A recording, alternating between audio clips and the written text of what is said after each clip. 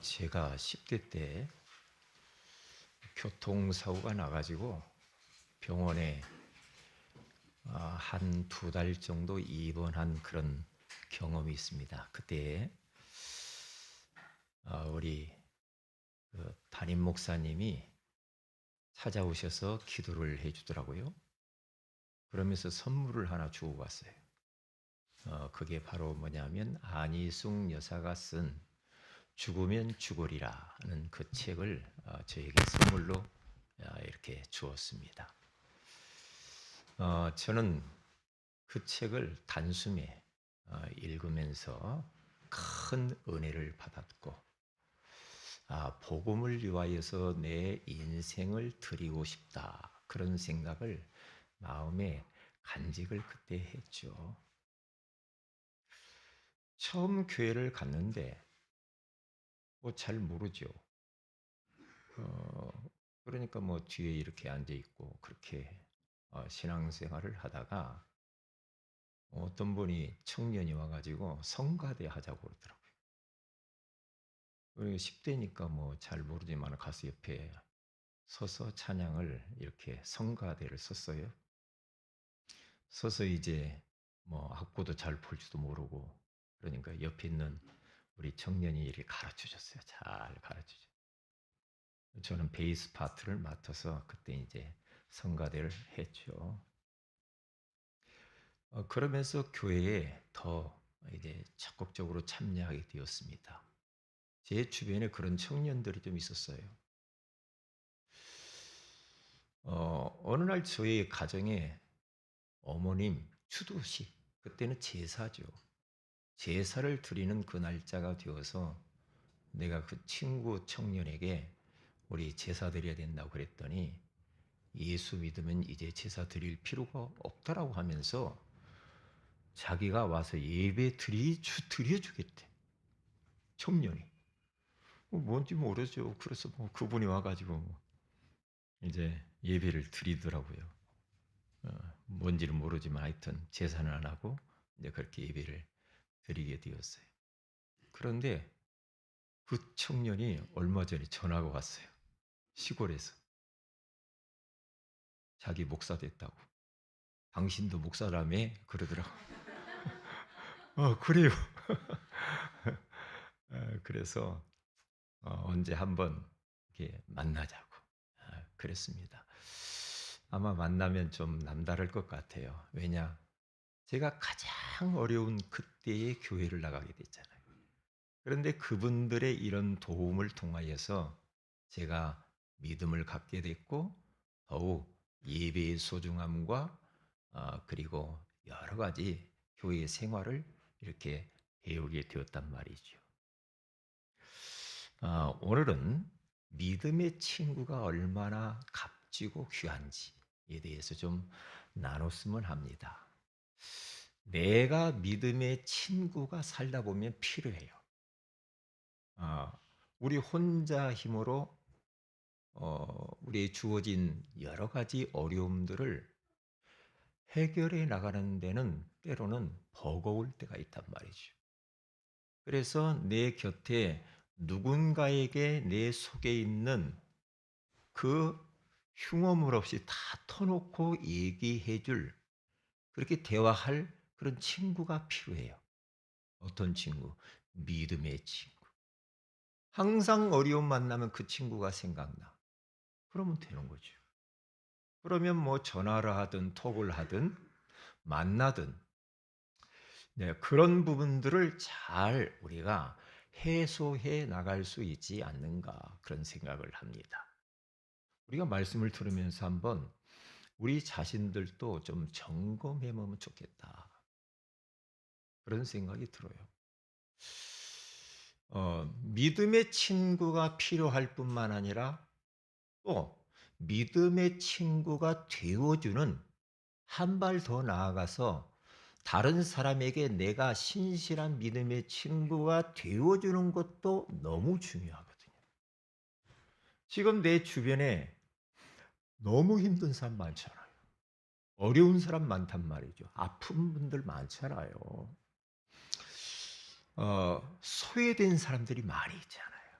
그러면 그런 사람들을 그냥 방치해 두는 것이 아니고 내가 손수 찾아가서 손을 내밀고 밝게 인사해 주고 말을 건네주고 또 기도해 주고 인제 그런 또 믿음의 그런 친구가 되어 주는 그런 사람이 되었으면 좋겠다 그런 생각이 들어요.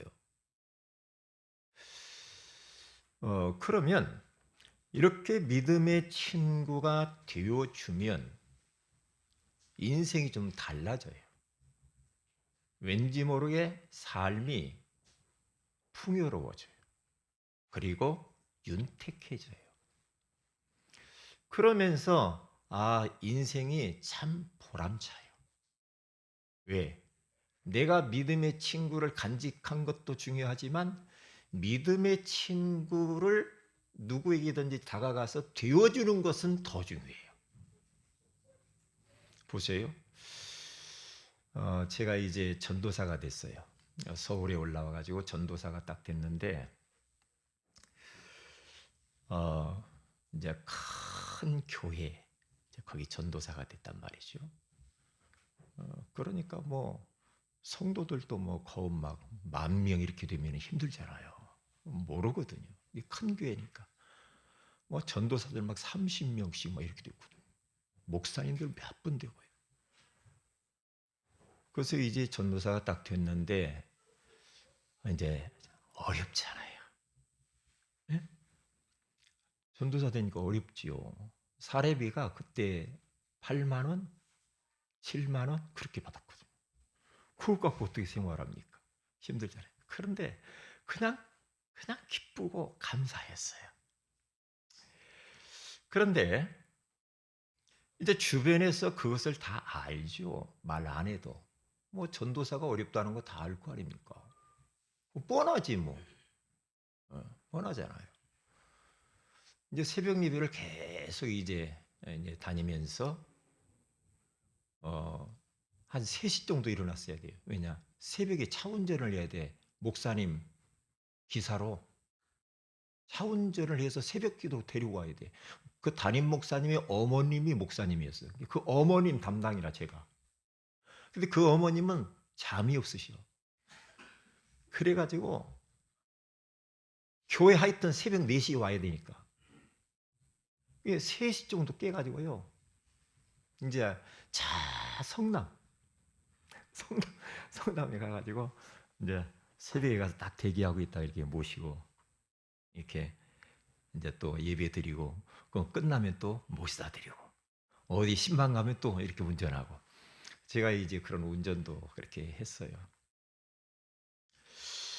그런데 어느 날 새벽 기도를 딱 마치고 오는데 내려오는데 어느 전도사님이 봉투 하나를 줘요. 그래서 이게 뭐냐고 그랬더니 겨울 추운데 이제 위에 옷에 걸치는 그 있잖아요. 잠바 같은 거 뭐 이런 거 있잖아요. 그런 게 없이 그냥 홑것을 입고 다녔거든. 그러니까 이제 그걸 보고 전사님 그래요. 그분도 전도사예요. 나도 전도사예요. 여자분이요. 그분이 하는 말이 전사님 따뜻한 옷을 사 입으세요. 그런데 딱 보니까 10만 원이야. 그때 당시에 10만 원이면 상당히 크지요. 그런데 이제 이걸 가지고 이제 좋은 것을 딱 사 입으라고 했는데 이제 현찰을 보니까 필요한 데가 더 많잖아. 그러니까 돈 나는 다른 데 다 쓰고 조금 남은 걸로 또 얇은 걸 사 입었어요. 싼 걸. 나중에 딱 보다 왜 이런 걸 사 입으세요? 그러더라고요. 그런데 그분은 제 믿음의 어떤 면을 보면 친구였어요. 그분이. 그런데 그분은 교회 안에서 항상 사람들에게 인기가 많으셨어. 모든 사람들의 친구가 되어져 이분을 보면. 곁에서 보는데 그래요. 자꾸 연약한 곳에 찾아가고 좀 어려운 집 찾아가고 가서 친구가 자꾸 되어준단 말이죠. 항상 밝고, 예? 항상 좀 부족한 사람 막 따둑따둑 해주고 이래요. 그러니까 사람이 이제 주변에 많지요. 예. 그래서 그렇게 풍요로운 삶을 살더라 이 말이죠. 그것은 예수님이 원하시는 바고 하나님이 원하시는 거죠. 이게 하나님은 항상 우리 인생들이 하나 되기를 원하고 함께하기를 원하고 연합하기를 원하셔요. 성부, 성자, 성령 하나님은 삼위일체 하나님이라고 그래요. 세 분이면서도 한 분이요, 한 분이면서도 세 분인 요 삼위이신 하나님이 하나란 말이죠. 그래서 이 하나님께서는 우리 인간을 딱 만들어 놓고 하나님과 함께 하도록 만들었잖아요. 하나, 한 몸. 그러면서 우리 인생들이 또 하나 되어서 한 몸을 이루어서 행복하게 살기를 원하잖아요. 그리고 인간과 인간이 만나서 하나 되기를 원해요. 좌우간 분리되고 나누어지고 함께하지 못하는 것은 하나님의 방법도 아니고 하나님의 뜻도 아닙니다. 하나님이 원하시는 것은 원네스입니다. 그럼 하나님은 원네스를 원하는데 마귀는 원네스가 아니고 트러블을 일으킵니다. 자꾸만 분리시킵니다. 하늘에서 하나님을 찬양하고 하나님을 섬기고 있었으면 얼마나 좋겠습니까? 그런데 하나님처럼 높아지고자 했던 그 천사가 하나님의 이 천사장을 통해서 쫓겨나 가지고 지상으로 가보잖아요. 그게 다 귀신이 쫄개들 끌고 내려오거든요. 그 천사가 귀신이 되잖아요. 사탄, 마귀, 귀신. 그러니까 자기의 자리에 있어야 되는데 사단은 자리를 이탈하죠. 그게 분리입니다. 그러면 이 땅에 출현해 가지고 마귀는 하나님과 인간이 하나 되어 사는 것을 너무너무 싫어해요. 그래서 하나님과 인간 사이를 비집고 들어와서 죄짓게 만들면서 분리시키죠. 그러면서 어떻게 됩니까? 가정도 분리시켜요. 부부도 분리시켜요. 그렇죠? 그러니까 사탄의 전략은 교회도 분리시키고 직장도 분리시키고 나라도 분리시키고 다 분리시키는 것은 사탄의 고도의 전략이고 사탄의 목적입니다. 아이고 그 사람이 그랬으니까 내가 뭐 기분 나쁘니까 나는 그 사람 싫어하면서 나는 분리되는 거지. 그건 사탄의 역사입니다. 아닙니다. 상대방이 조금 못마땅하고 내 기분에 내 마음에 안 들어도 하나 돼야 됩니다. 함께 해야 됩니다. 연합해야 됩니다. 그것을 하나님이 원하지 이것이 쪼개지고 나누어지고 영호남, 여야 막 이런 거 있죠. 이런 것들로 우리나라가 남과 북 분단되죠. 참 나누어지는 것은 사탄의 역사입니다. 그래서 우리가 말씀 가운데 위드, 임마누엘, 원네스라는 말씀 많이 들었잖아요. 그게 위드, 하나님이 나와 함께. 그렇죠? 임마누엘, 하나님이 우리와 함께. 그렇죠? 원네스, 하나님이 모든 사람과 모든 곳에서 하나가 되게 하고 함께하는 원네스. 이게 하나님의 방법이잖아요. 너무너무 중요하지 않아요? 그래서 여러분과 저는 믿음의 친구인데 어떤 믿음이냐면 복음적 믿음의 친구가 너무 필요해요. 왜냐? 친구도 너무 또 율법적인 그런 친구를 두면 좀 힘듭니다.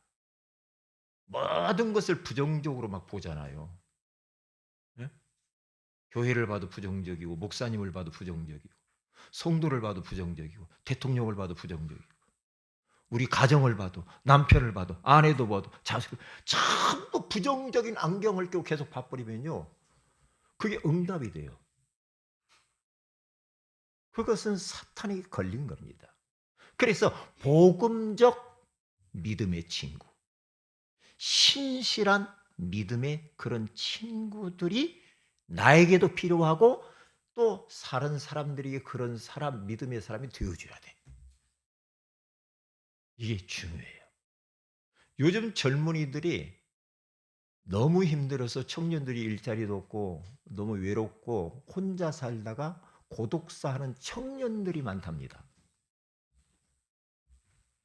그러니까 혼자 있는 청년들에게 자주 전화도 해보고 그래야 돼요. 왜? 위험해요. 그리고 노인들이, 어르신들이 쪽방촌 같은 데서 혼자 살면서 고독사하는 분들이 많고요. 그리고 자살하시는 분이 너무 많거든. 누가 옆에서 조금만 말을 들어주기만 해도 괜찮을 텐데, 조금만 관심 가지고 손을 내밀면 괜찮은데 그렇지 못할 경우가 많단 말이지. 왜? 너무너무 우리는 옆집에서 뭔 일 일어나는지도 모르고 너무 자기중심적으로 갔단 말이에요. 응?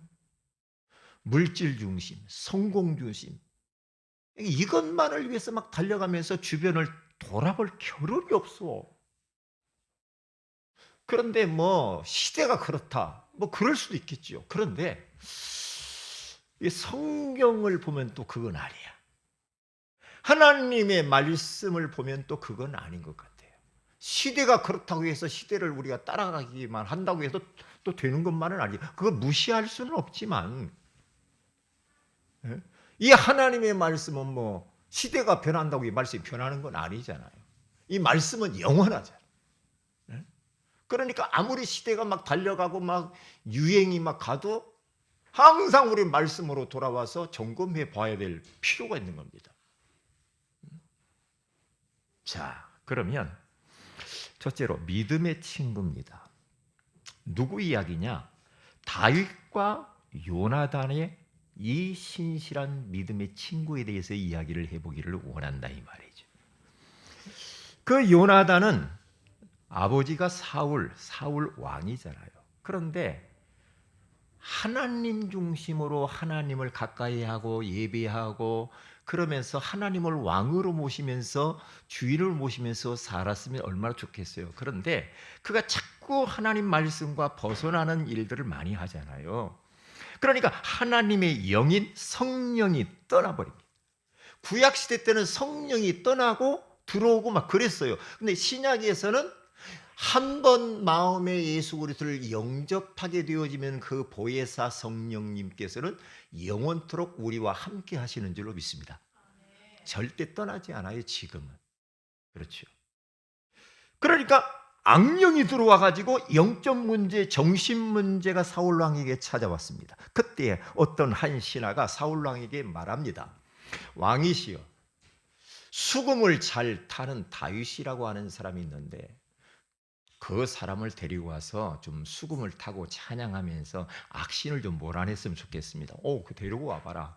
그래 데리고 와서 왕궁에서 다윗이 이제 수금을 타고 찬양을 합니다. 그런데 그럴 때마다 사울 왕에게 붙었던 악신이 떠나가 버려요. 복음적 찬양, 믿음의 찬양. 이 찬양은요, 악신을 물리치는 능력이 있어요. 흑암이 도망가는 역사가 나타난다니까요. 찬양할 때. 오늘 또 우리 찬양했잖아요. 찬양하는 게 그게 문제가 아니라 찬양하는 순간에 하늘의 문이 열리고 성삼위 하나님께서 영광을 받으시고 보좌의 능력이 이 자리 가운데 임하게 되면서 모든 이 안에 어두움의 세력, 흑암 권세는 다 도망가게 되고 우리 안에 불신앙, 염려, 근심, 걱정들은 다 사라지게 되는 줄로 믿습니다.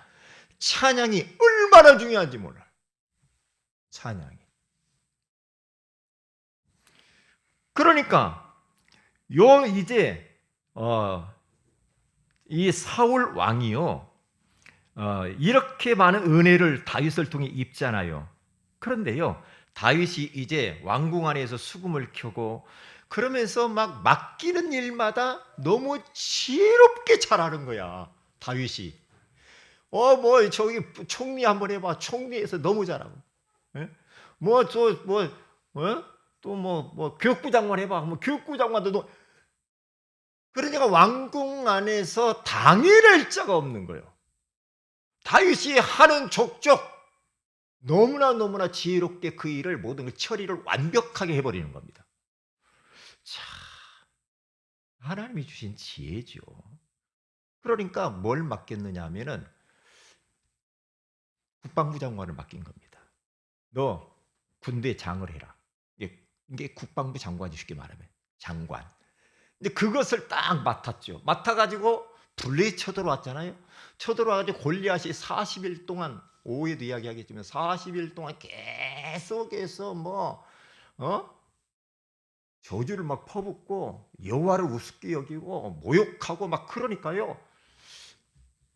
다윗이 나가서 단칼에 가서 목을 베가지고 오잖아요. 이게 돌아옵니다. 이제 다윗이 전쟁터에서 승리해가지고 골리앗 적장의 목을 가지고 탁 돌아오는데, 아니 이제 성 안으로 들어오는데 막 여인들이 막 나와가지고 막 환호를 보내고 막 노래를 부르고 막 그러는데, 무슨 노래를 부르냐면요, 사울 왕이 죽인 자는 천천히요 다윗은 만만이로다. 막 그렇게 환호를 막 보내니까 좋기는 좋은데 요 사울 왕이 묘한 감정이 드는 거야. 우리도 그럴 수가 있거든요. 그런 때 없어요? 누가 아니 나보다 밑에 들어온 사람이 말이요, 막 더 인정받고 막 더 높아지고 막 사람을 칭찬하고 그러면 조금 감정이 그렇잖아. 그러니까 불쾌했다 그래요. 사울 왕이 불쾌했대요. 그러면서 그때부터 다윗을 주목하여 지켜본 거예요. 저것이 혹시 내 자리를 노리는 거 아니야? 어? 저걸 그러잖아요. 우리 정치인들 뭔가 싹부터 잘라버리잖아. 그런 말 있지. 싹부터 잘라버려야 돼. 저거 놔두면 큰일 나. 막 그러잖아요. 그러니까 싹부터 잘라야 돼, 사울 왕이. 그러면서 그때부터 이제 어떻게 하면 다윗을 죽일까 하면 막 창을 막 던지고 2번이나 던지래. 이게 다윗이 피하죠. 피해서 막 도망 다닙니다. 도망 다니. 그런데 사울 왕이 다윗을 보고 믿음의 친구로 삼았으면 얼마나 좋았을까, 그런 생각도 들어요. 그런데 뭐라고 그럴까, 좀 마음이 속 좁은 마음이라 할까요? 좀 옹졸해지는 마음. 좀 넓게 마음을 좀 이렇게 갖고 다윗을 품고 같이 국정을 운영했으면 얼마나 좋았을까, 그런 생각도 든단 말이죠. 그런데 이제 이 사울 왕이 막 죽이려고 혈안이 되온 겁니다. 혈안이. 예? 그런데 곁에서 누가 그것을 다, 아버지 곁에서 누가 그걸 다 지켜보냐면 요나단이라고 하는 사람이 다 지켜보는 거예요. 아버지가 저렇게 화를 났다, 죽이려고 한다, 이것을 다 알고 누구에게 다 정보를 전달합니까? 다윗에게 이야기합니다. 너 아버지가 죽이려고 그래. 그러면서 막 숨기고 어디로 막 피신하라고 이래요. 근데 보세요. 첫째, 요나단입니다. 사무엘상 18장 오늘 1절에 가서 보면 우리 같이 한번 좀 심심하니까 읽어봅시다. 시작. 다윗이 사울에게 말하기를 마치매 요나단의 마음이 다윗의 마음과 하나가 되어 요나단이 그를 자기 생명같이 사랑하니라. 아멘. 그러니까 이 보세요. 요나단의 마음이 다윗의 마음과 하나가 돼요. 하나. 원네스. 이게 얼마나 중요해요. 마음. 우리가 누구 만나면은 그냥 뭐 별 이야기도 안 했는데 마음이 딱 맞는 사람 있잖아. 딱 하나 가지고. 그러니까 이 요나단이 다윗을 지켜본 겁니다. 다윗이 하는 것이 뭐 나쁜 거 하나도 한 것이 없어. 아니 가서 뭐 골리앗 목배 갖고 오죠. 하는 일마다 족족 말이에요. 지혜롭게 행해가지고 국정 운영을 너무나 잘하는 거예요. 그런데 나쁜 게 하나도 없는데 이 아버지가 자꾸만 이상하단 말이에요. 죽이려고 그러고. 그러니까 요나단의 마음이 아버지에게서 있던 마음이 다윗에게로 향하면서 이 다윗과 요나단의 마음이 하나가 딱 되는 겁니다. 하나. 그러면서 하나가 되어서 요나단이 그 다윗을 자기 생명같이 막 사랑해버립니다. 그러니까 오늘 18장 3절 4절에 가서 보면은요, 사울이 그의 아들 요나단과 그의 모든 신하에게 다윗을 죽이라 말하였더니, 그렇죠, 사울의 아들 요나단이 다윗을 심히 좋아하므로 그가 다윗에게 말하여 이르되, 다 이야기하는 겁니다. 내 아버지 사울이 너를 죽이려 꾀하시느니라. 그러므로 이제 청하노니 아침에 조심하여 은밀한 곳에 숨어 있으라. 그렇게 말을 이렇게 합니다. 19장 1절 2절이고 잘못 읽었어요. 19장 1절 2절이고 3절 3절에 4절에 같이 한번 읽어봅니다.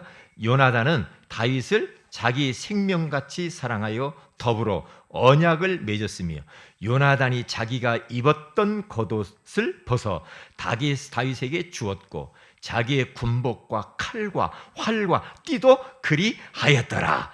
아멘. 그러니까 왕자로서 자기의 그 모든 그 전쟁터에 나가서 입을 옷들을 옷, 칼, 띠, 뭐 그 군복 다 벗어가지고요 다윗에게 다 주어버립니다. 너 위험하니까 이거 입고 다니라고. 나는 괜찮아. 다 주어버립니다. 이 정도로 다윗을 사랑을 했어요. 그런데 아버지가 막 죽이려고, 아까 제가 먼저 읽었는데 죽이려고 하니까 너 죽이니까 어디 숨어라, 이렇게 다 정보를 전달을 하죠. 왜냐? 사랑하니까.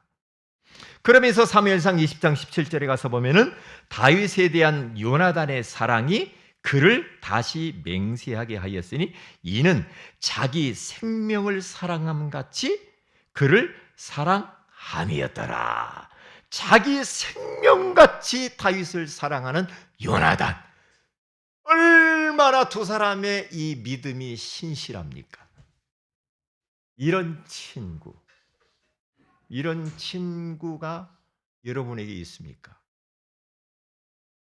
나를 위하여서 생명을 줄 정도의 그 믿음의 복음적 친구, 또 내가 다른 사람에게 그런 믿음의 친구가 또 되어줘야 되거든.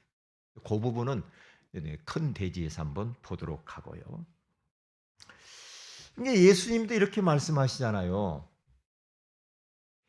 내 이웃을 어떻게 사랑하라고죠? 내 몸과 같이 사랑하래요.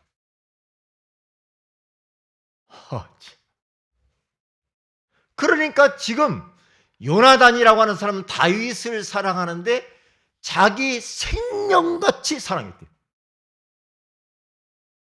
여기에서 시사해 주는 바가 크지 않아요?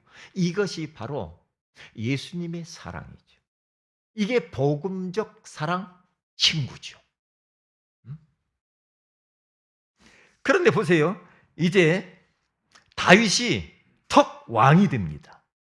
왕이 되었어요. 왜냐? 이 믿음의 친구 요나단이요, 아버지와 같이 전쟁터에 나가서 전쟁하다가 아버지도 죽고 아들도 거기서 죽어요. 요나단이 죽어요. 믿음의 친구가 죽었어요. 그 소식을 전해 들은 다윗. 이제 사울왕이 죽었으니까 다윗이 왕이 딱 된단 말이죠. 왕이 딱 돼요.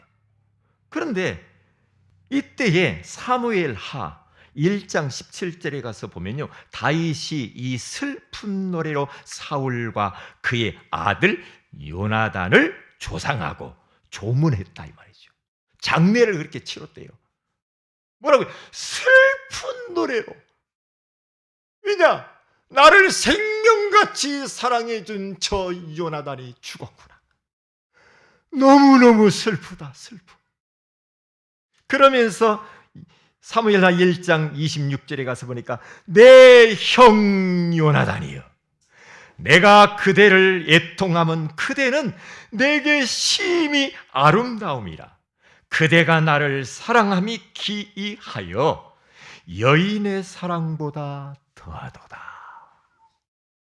이야, 이게 다윗도 요나단 믿음의 신실한 친구가 죽으니까요, 여인의 사랑보다도 더 사랑이 깊다 이 말이에요. 당신과 나의 사랑은 표현할 수 없을 정도로 기이하다. 이렇게 고백을 해요. 참 아름답죠. 그래서 사무엘하 4장 4절에 가서 보면 사울의 아들 요나단에게 다리 저는 아들 하나가 있었으니 그 이름이 누구냐? 무비보셋이라고 하는 그 아들이 있었죠. 전에 사울과 요나단이 죽은 소식이 이스라엘에서 올 때에 그의 나이가 5살이었는데 그 유모가 안고 도망할 때 급히 도망하다가 아이를 떨어뜨리자 절개되었더라.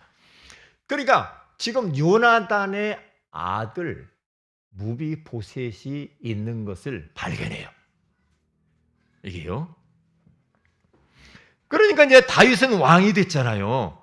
사무엘하 9장 1절에서 13절에 가서 보니까요, 이 다윗 왕이요 신하들에게 말합니다.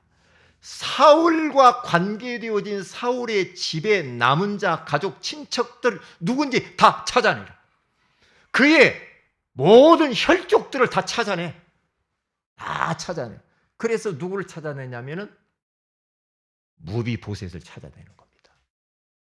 무비보셋을 찾아가지고 사울 왕 할아버지에게 있던 모든 토지, 땅, 그것을 그 손주 요나단의 아들 무비보셋에게 다 줍니다. 주어요. 그리고 턱 하는 말이, 이제부터 요나단의 아들 무비보셋은 다리가 절름발이야. 절름발이 그 무비보셋은 나와 같이 왕궁에서 항상 같이 식사를 할 것이다. 그러면서 왕자 대우를 받으면서 그가 살아요. 이것을 보면은요, 참 내가 믿음으로, 또한 믿음의 친구에게 또 내가 헌신하고 사랑하고, 응? 그렇게 이모저모로 내가 도와주면 그 영향이 어디까지 가느냐 하면은 후손에게까지 그 축복이 전달돼요. 무비보셋이 그 축복을 다 받아버려요. 요나단이 그렇게 다윗을 사랑했던 그 사랑이 다윗을 통하여서 그것이 다 보상이 돼요. 응? 보상이 돼. 그런 일들이 벌어진다니까요. 자, 큰 두 번째를 보십시다. 믿음의 친구가 되어줘야 됩니다. 뭐 대중가에 보니까 뭐 보약 같은 친구라는 노래도 있더라고요. 한번 들어봤어요. 되게 웃기더만요. 응? 아침에 눈을 뜨면 제일 먼저 생각나는 자네는 좋은 친구야. 이런 가사요. 피 한 방울 섞이지 않은 우리 두 사람은 전생의 인연일 거야. 뭐 전생을 찾아. 이건 다 틀린 거죠. 자식보다 자네가 좋고 돈보다 자네가 좋아. 이건 조금 문제가 있는 거예요. 자네와 난 보약 같은 친구야.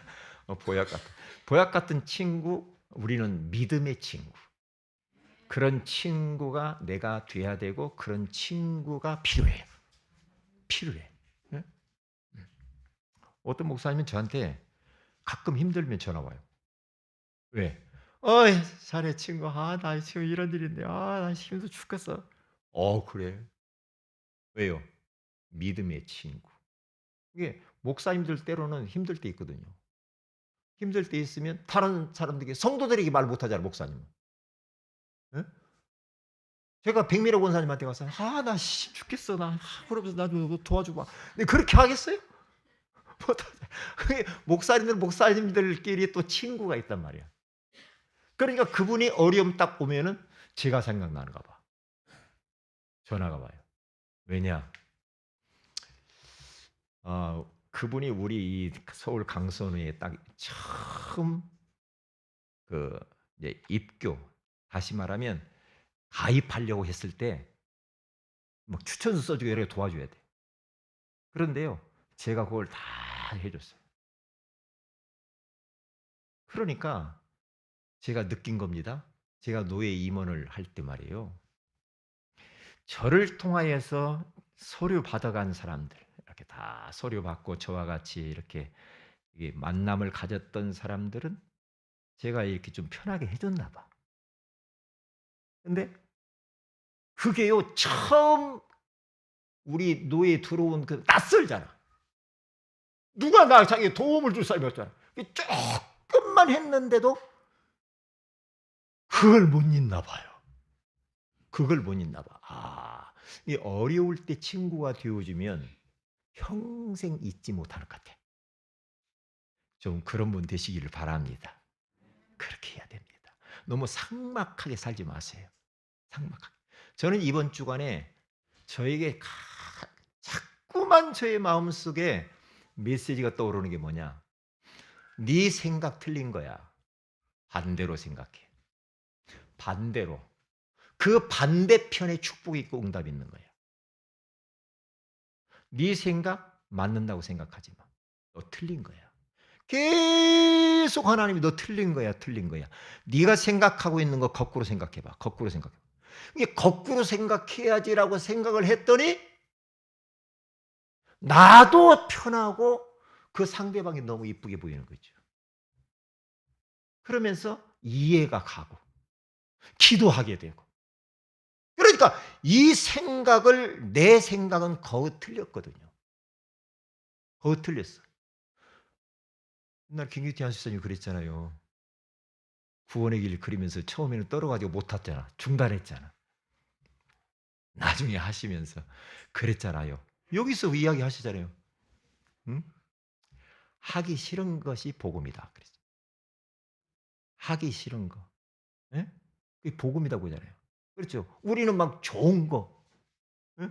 좋은 거 말씀 들을 때도 나에게만 원하는 거, 내가 원하는 것만. 그게 아니고 내가 하나님이 원하시는 거 말씀을 받아야지. 그건 좀 불편해.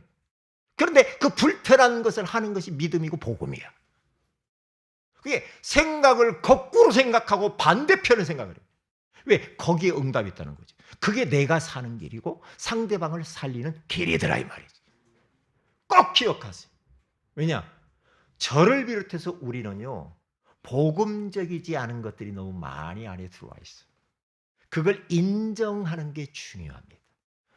내가 맞아. 그 내가 맞아 한 그 자체가 틀린 겁니다. 하나님이 맞아요. 복음이 맞아요. 말씀이 맞아. 우리는 틀렸어. 그런데 자꾸만 자기가 맞는 것처럼 계속 주장하잖아요. 틀린 거예요, 그게. 왜요? 바울이 그럽니다. 내게 선한 것이 거하지 아니한다 그러죠. 내 속에 보니까 선한 것이 거하지 않아. 그래서 내 경험, 주장, 생각, 고집은 십자가에 날마다 못 박고 나는 죽는 것이다. 그렇게 말하잖아요. 날마다 죽노라. 내 몸을 쳐서 복종시키는 것이다. 왜요? 그리스도가 존귀하게 되어야 되니까. 자꾸 내 이야기 자꾸 해버리면요, 그리스도가 존귀하게 되지 않아요. 그리스도가 드러나야 돼요. 그렇게 되잖아요. 시간이 많이 갔으니까 다음에 이야기하기로 합시다.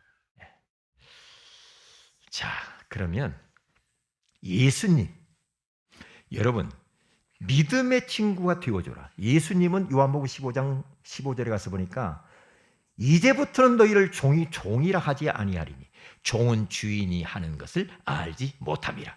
너희를 친구라 하였노니.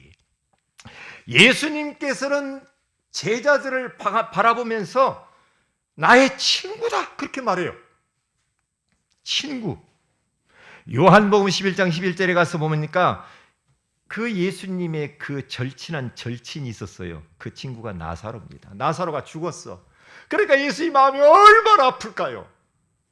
그래서 무덤 앞에 가가지고 예수님이 뭐라고 말합니까? 거기 이야기를, 우리 친구 나사로가 잠들었도다. 우리 깨우러 가자. 죽었다 그러지 않고 잠들었도다. 그렇게 말하죠. 마태복음 26장 50절에 가서 봐도 자기를 돈 받고 팔아먹은 가룟 유다를 보면서, 그리고 가룟 유다가 예수님을 팔려고 잡으러 왔을 때 예수님께서 가룟 유다를 향하여 말합니다. 뭐라고? 예수께서 이르시되 친구여, 팔아먹을 놈이 친구여, 왼수, 그리고 인신매매가, 응? 친구여, 그렇게 말해요. 응? 네가 무엇을 하려고 지금 여기 왔는지 행하라 하신대 이에 그들이 나와 예수님께 손을 대어 잡아가요. 그러니까 예수님이 잡혀가서 이제 죽잖아요. 그런데 자기를 팔아먹는 가룟 유다를 향하여 우리 예수님은 친구여, 어서 네가 하고자 하는 일을 해라. 나 잡아다 팔아라. 그런데 나는 너를 사랑해. 넌 나의 친구야. 넌 내 제자 아니었잖아. 너 제자였잖아. 너 돈깨 맡은 제자였잖아. 너 똑 부러졌잖아. 얼마나 계산이 빨라. 응? 그러잖아. 응? 그런데 예수님이 친구야, 그렇게 말을 합니다. 그러니까 우리 예수님은 참 복음이셨어요. 그래서 요한복음 15장 12절에 가서 보면 내가 너희를 사랑한 것처럼 너희도 서로 사랑하라. 13절 14절에 가서 보면 예수님께서 친구인 우리를 위하여서 목숨까지도 던져버리는 겁니다. 우리 예수님께서 나를 친구 삼으시고 나를 구원하시려고 하나밖에 없는 그 자기의 목을 십자가에 던집니다. 그 정도로 사랑합니다. 그게 바로 요나단의 사랑입니다. 자기 생명같이 사랑하다는 다윗. 예수님이 우리를 사랑하는데 생명같이 우리를 사랑하죠. 생명을 버려버렸어, 진짜. 우리 하나님이 얼마나 우리를 사랑합니까? 하나님이 우리를 바라보고 뭐라고 한 줄 알아요? 나의 벗, 나의 친구라고 말해요. 아브라함에게 하나님이 너는 나의 벗이야, 나의 친구지, 내 속에 있는 건 너한테 내가 감추지 않고 다 이야기할게, 그러잖아요. 창세기 18장 17절에 쭉 나오잖아요. 나의 벗, 나의 벗이라는 말이 아브라함을 가르쳐서 몇 군데 성경에 나와요. 중요하지요. 그래서 이제는 나는 어떻게 해야 됩니까? 예수님은 그렇게 생명같이 사랑했는데 나는 어떻게 해야 됩니까? 교회의 성도들의 친구가 되어줘야 됩니다. 전도서 4장 9절에 12절에 가서 보니까 두 사람이 한 사람보다 나으면 그들이 수고함으로 좋은 상을 얻을 것입니다. 혹시 그들이 넘어지면 하나가 그 동물을 붙들어 일으키려니요, 홀로 있어 넘어지고 붙들어 일으킬 자가 없는 자에게는 화가 있으리라.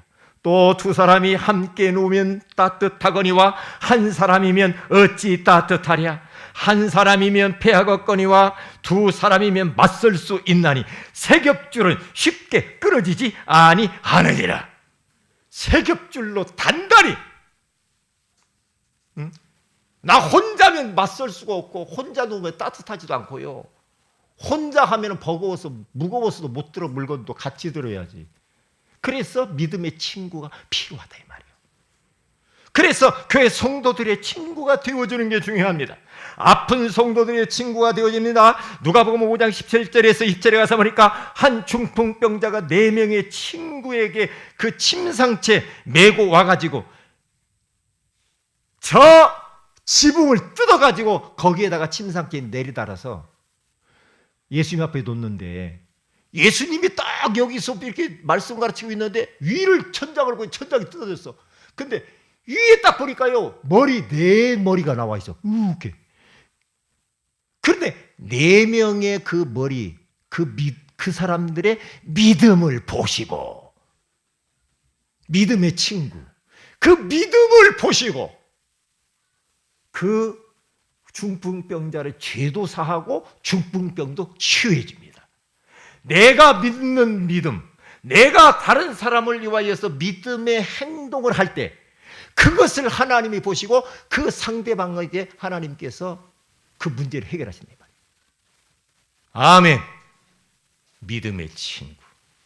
연약한 성도들의 친구가 되어줘야 됩니다. 고린도 12장 12절에 가서 보니까 몸은 하나인데 많은 지체가 있고 몸의 지체가 많으나 한 몸인과 같이 그리스도도 그러하니라. 우리는 그리스도 안에서 한 형제와 자매요, 한 몸입니다.